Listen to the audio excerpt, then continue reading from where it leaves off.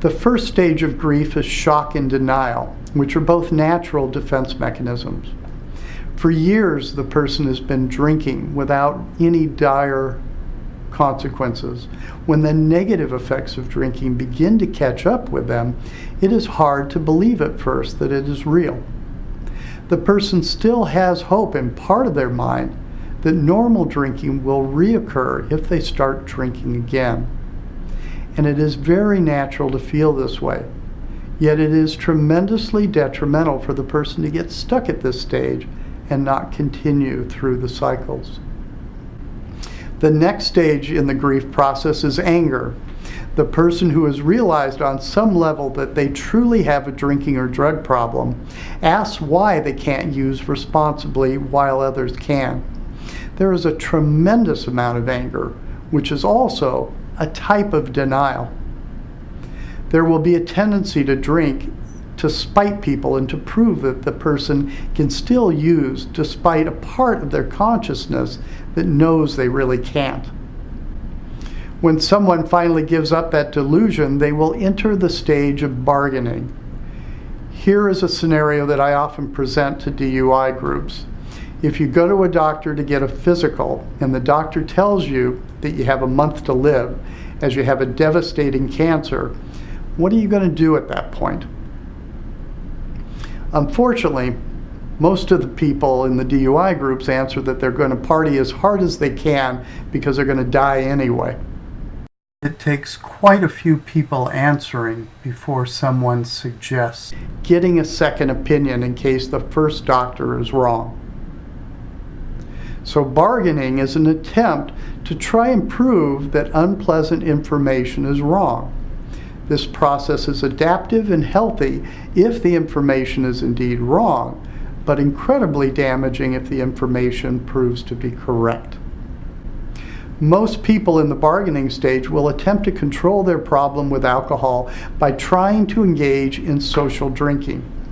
With each failure, they tend to come more and more to the realization that something is indeed wrong. Then they move into the isolation and depression stage, where they pull inside and give up the idea of getting loaded.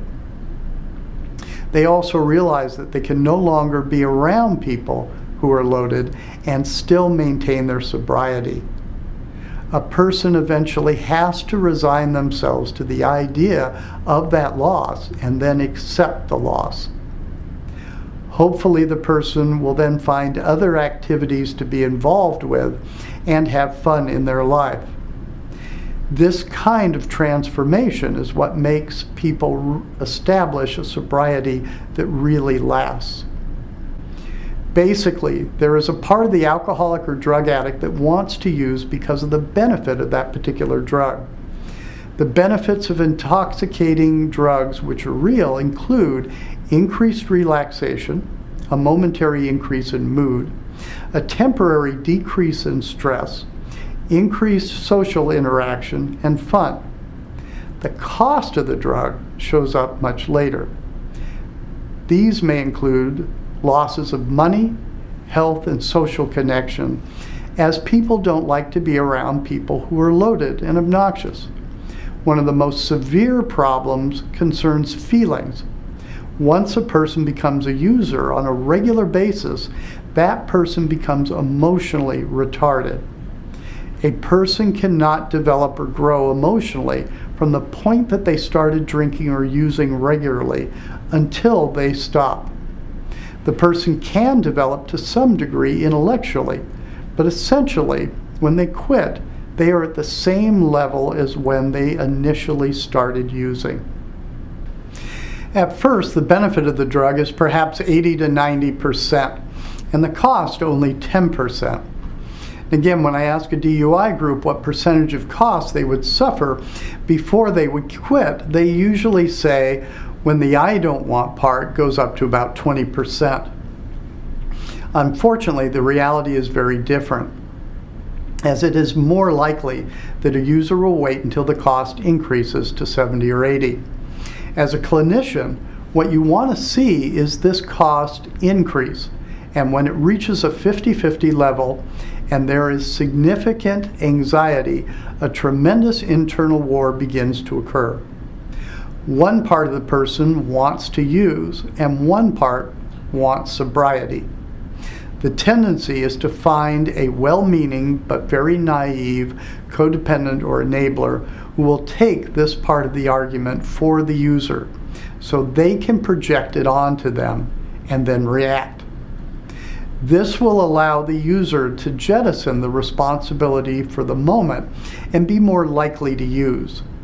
If someone is a codependent and involved with a person who is an addict, it is important to throw the responsibility right back, because when the user can't stand the cost anymore, that is what makes them really want to quit.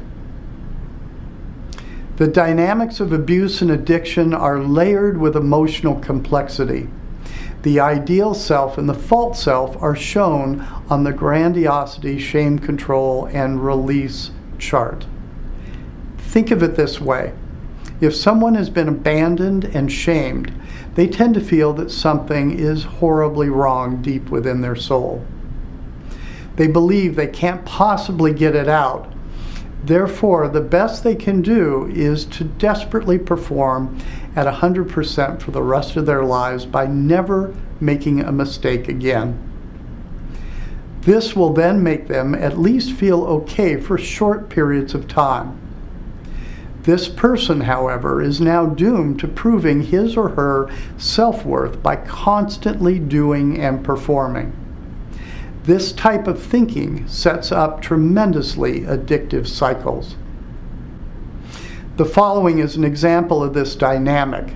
Let us assume that a person believes they are fat.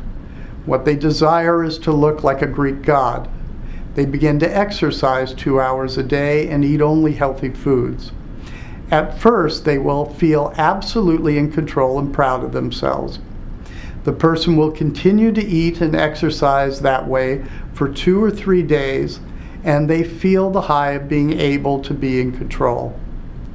They notice somebody eating junk food and they laugh at them because they know that the other person is going to eventually be fat.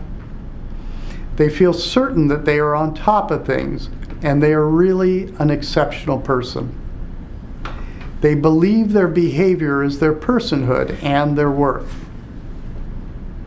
They keep working out and eating extremely well, but they look more and more at people eating comfort foods and become envious. The anxiety builds, and they begin to feel like a victim. They try to work even harder and push the exercise even more. But they are already starting to damn themselves because they really want something that they shouldn't have. They also start damning someone else, and they see someone eating junk food, and now they're really angry. They get to the stage where they have had it, and they sit down and eat a box of cookies in one sitting. For that moment in time, that release feels glorious, and they believe that they are finally back in real control because the cookies were what they always wanted in the first place. They wonder why people shouldn't eat that kind of food anyway, and why we focus on being thin all the time. Then they remember the shame, and they believe they really are just a fat pig and can't believe they didn't keep to their original promise to themselves and made that mistake again. They question why they are so stupid and start damning themselves from the critical parent position. The shame builds until they suddenly have a revelation. They realize that their real problem was they just weren't hard enough on themselves. They didn't have any of those old family values that people keep talking about. So they start working out 3 hours a day and only eat lettuce. This is how the addictive cycle builds and keeps spiraling. In my mind, the dysfunctional family drives this incredible craziness and addictive behavior. In our society, we focus on the release phase of the problem. We see the drug addiction or the release as the problem. We believe if we put everyone in jail and gave enough jail time, it would make the problem go away. The release is the tertiary problem, the third problem.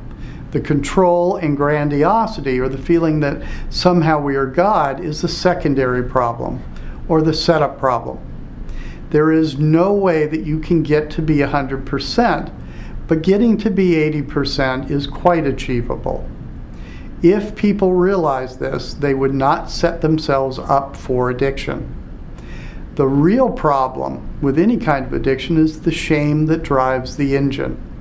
It is that subconscious feeling of hating the self that makes it so difficult to act in a balanced, homeostatic manner, where a person expects only what is reasonable to expect.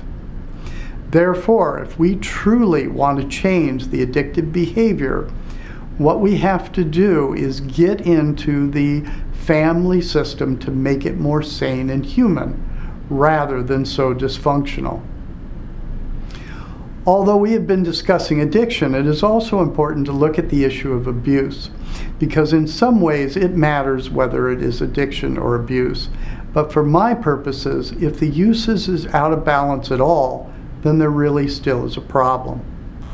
Addiction has been traditionally defined by whether or not physical tolerance to the drug and withdrawal symptoms are really present.